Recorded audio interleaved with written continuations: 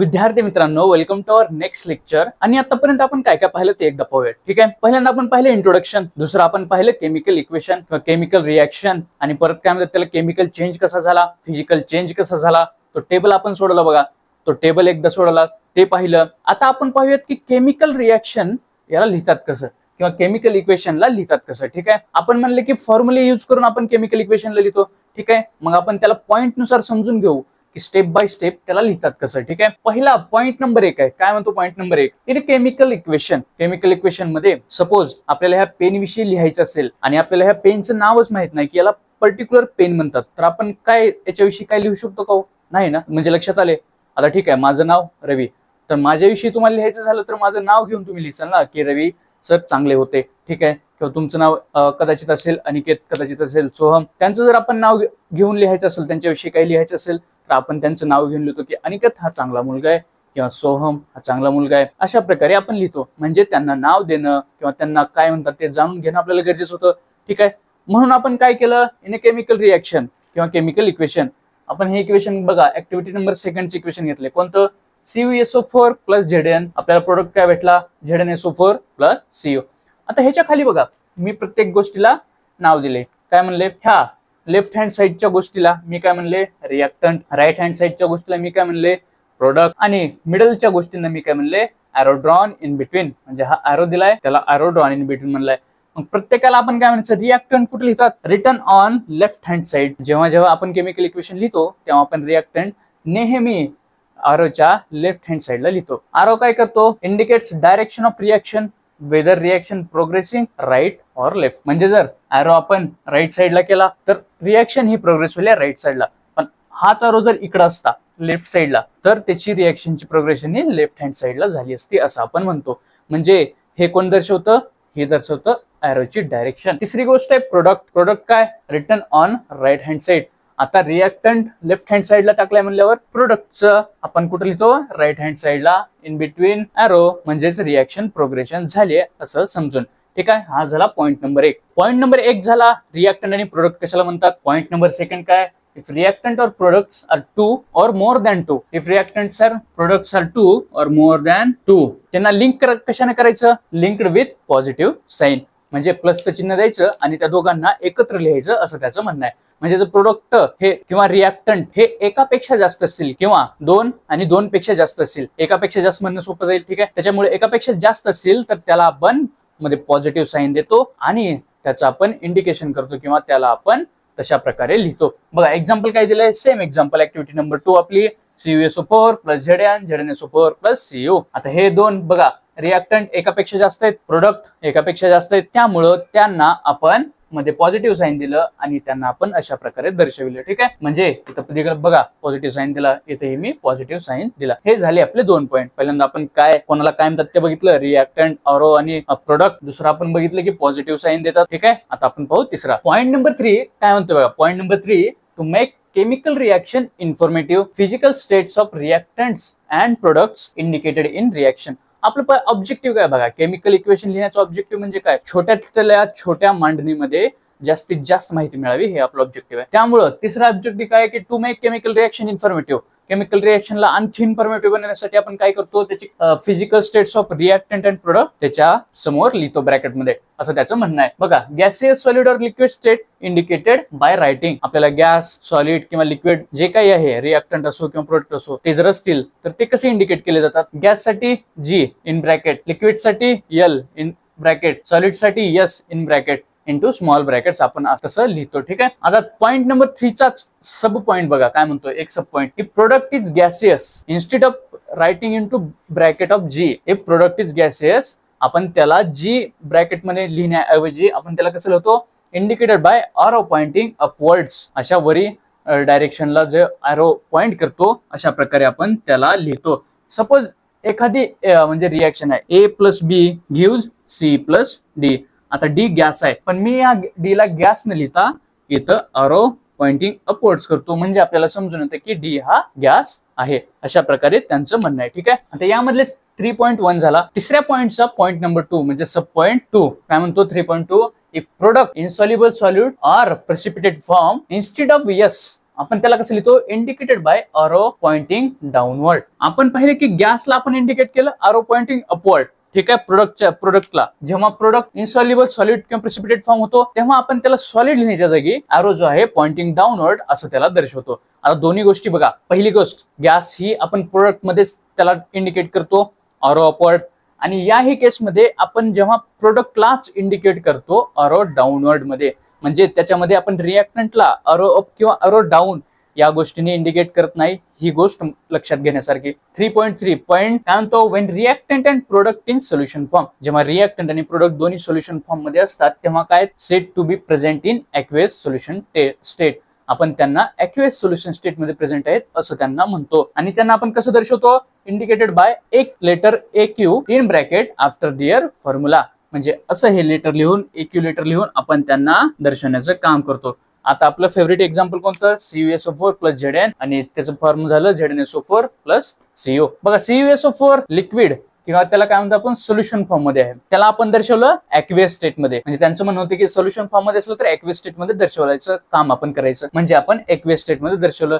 ZnSO4 पण solution form मध्ये आहे म्हणून आपण त्याला दर्शवलं ॲक्वेस फॉर्म मध्ये, आणि Zn आणि कॉपर हे सॉलिड फॉर्म मध्ये आहेत म्हणून आपण त्यांना सॉलिड फॉर्म मध्ये दर्शवण्याचं काम केलं. हे झाला पॉईंट नंबर 3. पहिले 3 पॉईंट पाहिल्यानंतर आपण पाहूया पॉईंट 4. पॉईंट 4 काय म्हणतो, पहिला, when heat given from outside to bring about reaction, sign triangular return. हे जे साइन आहे हे ट्रँग्युलर शेपचं, ते रिटर्न केलं जातं कुठं, above arrow which indicates direction of reaction. म्हणजे जेव्हा एखादे रिएक्शन घडवून आणण्यासाठी आपण एखादी बाहेरून हीट देतो, त्याला जाळण्याचं काम करतो. जेव्हा आपण ऍक्टिव्हिटी बघा सेकंड नंबरची केली तेव्हा त्याला आपण ब्लू फ्लेमवर हाय फ्लेमवर जाळण्याचं काम केलं. ठीक आहे, जेव्हा आपण हीट बाहेरून देण्याचं काम करतो तेव्हा हे ट्रँग्युलर शेप आपण त्या एरोवर लिहितो, जो एरो आपल्याला दर्शवतो की रिएक्शन राईट साईडला होतीये की रिएक्शन लेफ्ट साईडला प्रोसीड होते. ठीक आहे, अशा प्रकारे बघा एक्झाम्पल काय, CaCO3 arrow CaO plus CO2, आणि इथं दाखवली हीट, इथं दाखवली त्याने गॅस रिलीज. ठीक आहे, म्हणजे बघा इथं आपण स्टेट भेटली आपल्याला स्टेट, इथं हा साइन भेटला हीटचा, इथं स्टेट आणि इथं गॅस रिलीज. अशा प्रकारे आपण जे जे शिकले ते फॉलो होते. ठीक आहे, मग आणखी त्याच्यातलं पॉईंट नंबर 2 काय म्हणतो, पॉईंट नंबर 4 चा सब पॉईंट 2 काय म्हणतो, but Wien heat released from reaction. आता आपण पाहिलं की हीट तर आपण बाहेरून दिली गेली होती, त्याच्यामुळे आपण त्याला ट्रायंग्युलर चिन्ह लिहिलं कशाच्या, एरोच्या वर. पण जेव्हा हीट रिलीज होते रिएक्शन पासून तेव्हा त्याला इंडिकेट कसं करायचं बाबा, ते आपण एका एक्झाम्पल द्वारे समजून घेऊ. आपलं favourite example CuSO4 plus Zn form झाले, म्हणजे रिएक्शन प्रोडक्ट काय फॉर्म झाले, ZnSO4 plus Cu plus heat. अशा प्रकारे आपण हीट ह्या शब्द रिएक्शनच्या शेवटी लिहितो, म्हणजे प्रोडक्ट फॉर्म झाल्यानंतर शेवटी लिहितो जेव्हा हीट रिएक्शन पासून रिलीज होते. बघा इथंही आपण ॲक्वेस लिहिले, सोल्युशन फॉर्म मधली स्टेट, सोल्युशन स्टेट ही सॉलिड, ही पण स्टेटच आहे, ही पण स्टेटच लिहिली आपण, ही पण स्टेटच लिहिली. स्टेट म्हणजे सॉलिड लिक्विड गॅस या फॉर्म मध्ये आहेत की नाही. आणि आपण जेव्हा हीट रिलीज झाली तेव्हा आपण हा शब्द हीट रिलीज लिहिला, म्हणजे हीट रिलीज फ्रॉम रिएक्शन. अशा प्रकारे आपण हे हीट दर्शवण्याचं काम केलं, जी रिलीज झालेली हीट आहे. अशा प्रकारे आपण शिकले 4 पॉईंट. ठीक आहे, पॉईंट नंबर 5 म्हणतो necessary to fulfil certain conditions. म्हणजे जर आपल्याला रिएक्शन घडवून आणण्यासाठी काही जर कंडिशन्स लावायचे असतील, त्या जर नेसेसरी कंडिशन्स असतील तेव्हा आपण काय करायचं, लाईक स्पेसिफिक टेम्परेचर किंवा प्रेशर द्यायचं असेल किंवा एखाद्या रिएक्शन मध्ये कॅटलिस्ट टाकायचं असेल, त्यावेळेस आपण त्या कंडिशन्सला एरोच्या अबाव किंवा बिलो इंडिकेट करण्याचं काम करतो, जो एरो आपल्याला सांगतो की रिएक्शन कोणत्या दिशेने प्रोसीड होते. ठीक आहे, त्याचे एक्झाम्पल बघा काय घेतले, reaction of vegetable oil at temperature 60 degree centigrade किंवा 60 degree Celsius with hydrogen gas in presence of nickel catalyst. Nickel म्हणजे Ni लिहिलं इथं, म्हणजे निकेल कॅटलिस्ट. ठीक आहे, म्हणजे काय म्हणले, व्हेजिटेबल ऑइलची जी रिएक्शन आहे किती टेम्परेचर मध्ये, 60 डिग्री सेल्सिअस टेम्परेचर मध्ये हायड्रोजन गॅस सोबत in presence of nickel catalyst. त्याला आपण कसं दर्शवतो बघा, आपण लिहिलं व्हेजिटेबल ऑइल लिक्विड फॉर्म मध्ये, H2 गॅस, एरो दर्शवला, एरोच्या वर लिहिलं 60 डिग्री सेल्सिअस, खाली लिहिलं Ni कॅटलिस्ट, त्याचा फॉर्म झाला वनस्पती घी, आणि त्याला आपण लिहिलं सॉलिड फॉर्म मध्ये. म्हणजे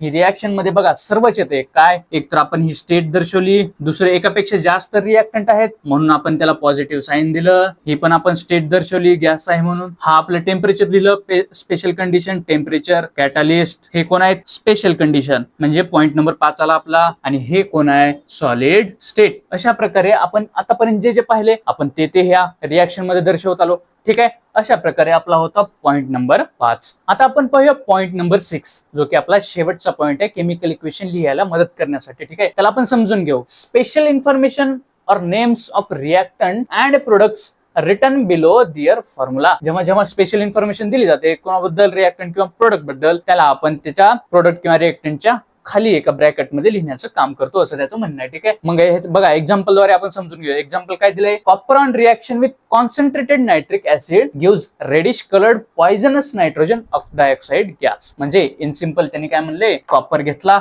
त्याचं नायट्रिक ऍसिड सोबत जेव्हा रिएक्शन केली तेव्हा आपल्याला त्यानं काय देते, नायट्रोजन डायऑक्साइड गॅस देतो पॉइझनस, असं त्यांचं म्हणणं आहे. म्हणजे आता बघा HNO3 जर कॉन्सन्ट्रेटेड नाही असं जर सांगण्यात आलं असतं तर आपण डायरेक्ट कोणत्याही त्या कंटेनर मध्ये हात घातला असता. त्याच्यामुळे आपल्याला इथे सांगण्याची गरज होती की हा नायट्रिक ऍसिड जो आहे तो कॉन्सन्ट्रेटेड फॉर्म मध्ये आहे. अशा प्रकारे आपण त्याला एक स्पेशल कंडिशन, बघा इथं खाली कॉन्सन्ट्रेटेड म्हणून लिहिलं, अगोदरच तो ऍक्वेस फॉर्म मध्ये आहे हे आपल्याला माहिती आहे, म्हणजे लिक्विड फॉर्म मध्ये, म्हणजे आपण त्याला ऍक्वेस फॉर्म मध्ये म्हणून लिहिले, पण तो कॉन्सन्ट्रेटेड आहे ही होती स्पेशल कंडिशन, म्हणून आपण त्याला लिहिलं त्या रिएक्टंटच्या एकदम खाली. बघा तसंच सेकंड एक्झाम्पल काय दिले, while on reaction with dilute nitric acid product formed is nitric oxide gas. जेव्हा आपण आता कॉन्सन्ट्रेटेड नायट्रिक ऍसिड घेतलं होतं, आता आपण घेतलं डायल्यूट नायट्रिक ऍसिड, तेव्हा आपल्याला reaction 3Cu + 8HNO3 gives 3CuNO3 2 times + 2NO + 4H2O. आता इथे डायल्यूट कंडिशन दिली होती कोणाची, नायट्रिक ऍसिडची, त्यालाच आपण इथं स्पेशल कंडिशन मध्ये लिहिलं डायल्यूट, कुठं, रिएक्टंटच्या एकदम खाली. अशा प्रकारे आपले 6 पॉईंट होते. आता आपण याची या लेक्चरची समरी पाहून घेऊ, काय काय म्हणते बाबा. बघा लेक्चरची आता समरिकल व्ह्यू पाहू. ठीक आहे, पहिला पॉईंट आपण काय पाहिला, रिएक्टंट लेफ्ट हँड साइडला असतो, प्रोडक्ट असतो राईट हँड साइडला, आणि अरो असतो in between reactant and product. हा झाला पहिला पॉईंट. दुसरा पॉईंट होता 2 or more रिएक्टंट और प्रोडक्ट, आपल्याला काय द्यायचंय, पॉझिटिव्ह साईन. हा होता दुसरा पॉईंट. तिसरा पॉईंट फिजिकल स्टेट्स इंडिकेटेड, कसं कसं त्याला इंडिकेट करतो, गॅसला G, सॉलिडला S, लिक्विडला L, ते कशामध्ये, ब्रॅकेटमध्ये. पण इथे दोन कंडिशन कशी आहेत, गॅसला एकतर अरो अपवर्ड डायरेक्शनलाही दाखवू शकतो आणि सॉलिडला अरो डाऊनवर्ड डायरेक्शनलाही दाखवू शकतो. Reactant and product solution form मध्ये असताना त्याला आपण लेटर AQ हे कुठं ब्रॅकेटच्या फॉर्म मध्ये त्या फॉर्म्युलेच्या समोर लिहितो. हा झाला आपला तिसरा पॉईंट. चौथा पॉईंट काय म्हणत होता, हीट जर दिली गेली रिएक्शनला फ्रॉम आउटसाइड तर आपण ट्रायंग्युलर शेपचं जे साइन होतं ते दाखवतो, आणि हीट जर रिलीज झाली कशापासून, रिएक्शन पासून, तर आपण तिथे हीट वर्ड लिहितो, कधी, रिएक्शनच्या शेवटी किंवा प्रोडक्ट फॉर्म झाल्यानंतर त्याच्या शेवटी हा हीट वर्ड लिहिण्यात येतो. पाचवी गोष्ट म्हणजे पाचवा पॉईंट काय, फुलफिल सर्टन कंडिशन. जर स्पेशल कंडिशन्स असतील कोणत्या रिएक्शन मध्ये, जसं की त्याला जास्त टेम्परेचर दिलं असेल गेले, त्याला पर्टिक्युलर एखादं प्रेशर मेंटेन केलेलं असेल, किंवा पर्टिक्युलर एखादा कॅटलिस्ट दिला असेल रिएक्शनची रेट वाढण्यासाठी, तेव्हा आपण त्या सगळ्या कंडिशन्सला below or above the arrow लिहितो, म्हणजे एरोच्या एकतर वरती किंवा एरोच्या एकतर खालती लिहितो. आणि सिक्स्थ आणि लास्टचा पॉईंट काय म्हणत होतो, इज स्पेशल इन्फॉर्मेशन गिवन. जर स्पेशल इन्फॉर्मेशन असेल तर रिटन बिलो देअर फॉर्म्युला.